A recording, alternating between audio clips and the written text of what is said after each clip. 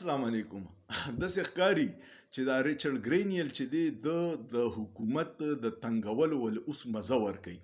دا شروعات د هغه وخت نه شوي چې د 26 نومبر نه پس د عمران خان د ازادۍ او یو ټویټ کړی چې فری عمران خان په هغې باندې دلته کې خلک ډېر غوسه شو. نو بیا هغه دا چلو کو چې جیو نیوز د خپل آقاګانو د خپل مالکانانو په وینا باندې یو ډېر توهینامیز ټویټ وکړو چې هم جنس پرست ریچارډ ګرینیل ټرمپ په خپل ټیم کې شامل کو. هغه چې هغه ته چا ورورسو نو بس هغه په بیا ولیکل چې بیا درته وایم چې فری عمران خان. بیا هغه یو ټویټ چې هغه 10 میلیون نه سیوا اوس تقریبا 12 میلیون کې روان دی. خلکو وکتو نو هغه وایي چې دا کم پاپولاریټي ده چې زما ټویټ چې د عمران خان نوم دی پکې 12 میلیون خلکو وکتو. نو هغه بیا یو تفصیلي ټویټ وکړو او د ظلم جبر او د دې خلاف یې وکړو.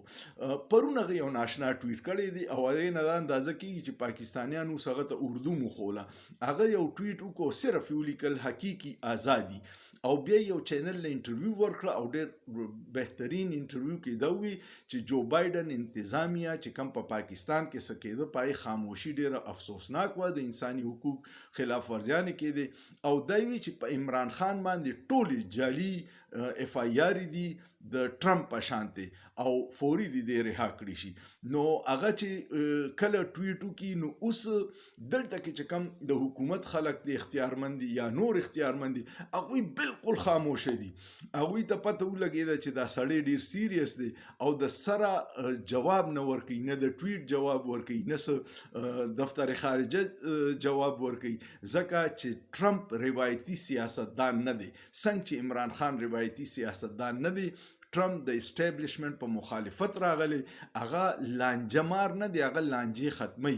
او جو بایډن چې هغه د ډیکټیټرانو حمایت په دې کوي چې دوی د خپل مقاصد علي او د ټرمپ ټیم کې چې کم ډیر کسان دي هغوی د ډیکټیټرشپ په دنیا کې مخالفت کوي او هغه یو ښځه دا هغه وایي چې دا ریجیم چینج کې د یو اس ایډ پیسې لګي دا موږ ته بیا په هغې ملکونو کې د امریکې نه نفرت کې اضافه وشي او زموږ واړه مقصدونه پوره شي او نور عوام زموږ نه ټول متنفر شي. نو دې شیزونو تحقیقات پکار دی. نو کیدای شي ما څخه خدا یره ده چې هسې نه ریچارډ ګرینیل او را روان دغه کې په ټویټ کې دا ونه وایي چې ایاک نعبد و ایاک نستعین، بیا به زموږ د حکومت څه کوي. ستاسو څه خیال دی؟ کمنټ وکړئ، شیر یې کړئ، لایک یې کړئ او سوچ پې وکړئ. په سوچ کې څه ګناه نشته.